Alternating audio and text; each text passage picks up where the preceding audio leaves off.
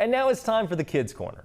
Did you know that your pet dog, whether it's a tiny Chihuahua or a big German Shepherd, is actually part of the same animal family as a wolf? That's right, dogs and wolves are close relatives, and learning more about wolves can teach us a lot about God's amazing design in nature. So I actually have a blue heeler. The blue heeler, our Australian cattle dog, comes from Australia. And when you look at that little dog and you realize that she is actually of the same family as wolves, well, the wolf is just a large dog, is a member of the canine family. The color of a wolf's fur can be gray or brown or black, so it can have a lot of variety. Polar wolves are usually this grayish white, absolutely beautiful, and kind of allows them to blend in with that colder, snowy environment. Now, wolves can grow to be over 5 feet in length and 3 feet high at the shoulder. They're pretty big. Their tails can add almost 2 more feet to their length, and wolves usually weigh in a little less than 100 pounds. Now, that's because they're lean, they're designed to do what they do. The largest have been known to tip the scales at about 175 pounds.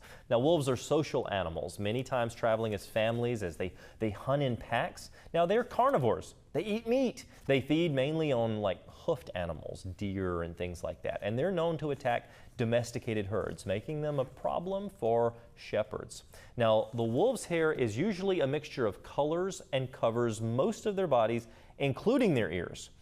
It provides so much insulation that a lot of times minus 40 degrees Fahrenheit is not a problem for a wolf. Now, that's kind of special. The wolf was designed in such a way that they can actually adjust the temperature of various parts of their body, sending extra heat to their foot pads when they're walking on the snow.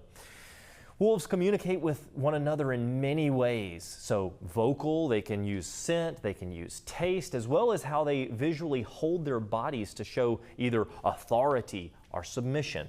They vocalize by ways of barks and howls, and some of those howls can be heard for miles away. Now, you've probably heard that wolves howl at the moon. Is that true? Not really. They actually howl to assemble their packs or sometimes to send out an alarm when they're in danger. But it is a fascinating thing and so eerie to hear a pack of wolves just howling across the plains.